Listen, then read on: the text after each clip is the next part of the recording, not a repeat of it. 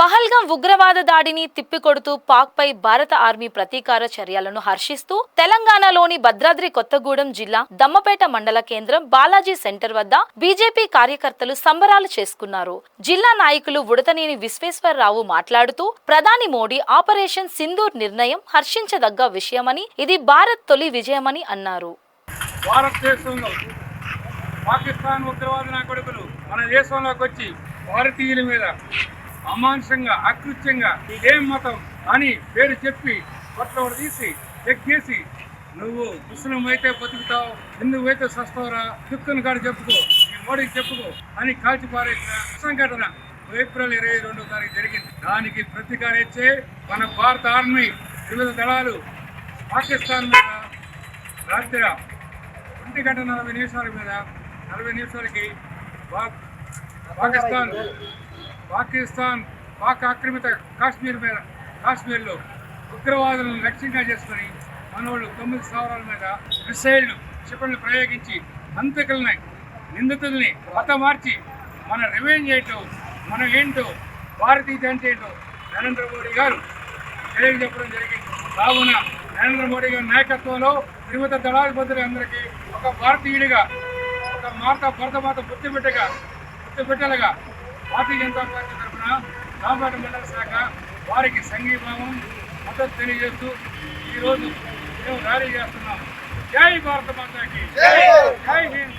Operation Sindoor విజయవంతం అయినందుకు Congress party ఆధ్వర్యంలో కొత్తగూడెం పట్టణంలో సంఘీభావ శాంతియుత ర్యాలీ నిర్వహించారు. ఈ సందర్భంగా పార్టీ నాయకులు మాట్లాడుతూ గత నెలలో కాశ్మీర్ పహల్గాంలో టెర్రరిస్టు దాడులకు భారతీయ టూరిస్టులు ప్రాణాలు కోల్పోయారని గుర్తు చేశారు. దానికి ప్రతిదాడిగా భారత సైన్యం పాక్ ప్రేరేపిత ఉగ్రవాదులను మట్టుపెట్టడం జరిగిందని అన్నారు. యావత్ భారత ప్రజానికం భారత ఆర్మీకి మద్దతు ప్రకటించాలని కోరారు.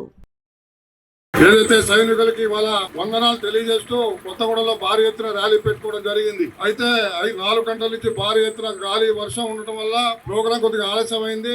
ఎంత వర్షం వచ్చినా సరే సరిహద్దుల్లో ప్రాణాలు అడ్డం పెట్టుకుని ఇవాళ సైనికులు మన కోసం పోరాటాలు చేస్తూ ఉన్నారు. గత నెలలో కాశ్మీర్ లో తెలంగాణలో పర్యాటకుల మీదకి అమానుషంగా అడవిలో నుంచి దొంగచాటుగా ఈ యొక్క సైనికుల డ్రెస్ లో వచ్చి భార్య పిల్లల ముందు ఎటువంటి ఆయుధాలు లేవు వాళ్ళ దగ్గర, పాపం భార్య ముందు భర్తని, అదేవిధంగా పిల్లల ముందు తండ్రిని ఈ విధంగా విచక్షణారహితంగా సిగ్గు లేకుండా భయంకరంగా చంపారు. అది గొప్పతనం కాదు, మీ మొగతనం కాదు టెర్రరిస్టులారా. టెర్రరిజం అంటే ఏంది?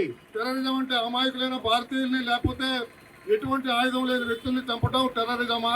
మీ టెర్రరిజాన్ని అంతమొందించేది ఏదంటే నిన్న ఏదైతే సింధూర్ పేరు మీద మీ స్థావరాల మీదకి భారత సైన్యం చేసినటువంటి యుద్ధం ఏదైతే ఉందో దాన్ని ఇవాళ ప్రజలందరూ కూడా హర్షిస్తా ఉన్నారు. ఇవాళ ఏదైతే ఆ రోజున చనిపోయినటువంటి భార్యల పిల్లలు మనశ్శాంతి ఇవాళ కలిగింది.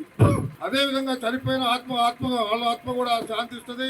ఇంకా ఈ 4 చనిపోయి ఉంటే పర్వాలేదు, చనిపోకపోతే ఎవరైతే ఆ టెర్రరిస్టులు పాల్గొన్నారో వాళ్ళందరినీ భారత్ తీసుకొచ్చి ఎవరైతే బాధితులు ఉన్నారో, ఎవరైతే నెల రోజులు కూడా కాలం పెళ్ళై ఆవిడ ముందు భర్తని దారుణంగా చంపారో అమ్మాయితో, అలాగే అందరూ కూడా ఎవరైతే వైజాగ్ కానీ శ్రీకాకుళం కానీ చనిపోయినటువంటి వాళ్ళ భార్య పిల్లలతో వాళ్ళని నరికి చంపాలి, వాళ్ళని కాల్చి చంపాలి.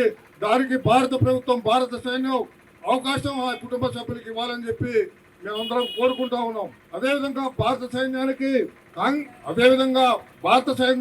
అదేవిధంగా రాహుల్ గాంధీ గారు కూడా ఢిల్లీలో ప్రధానమంత్రి గారిని కలిసి ఏ నిర్ణయం తీసుకున్నా మేము మద్దతు ఇస్తా ఉన్నారు.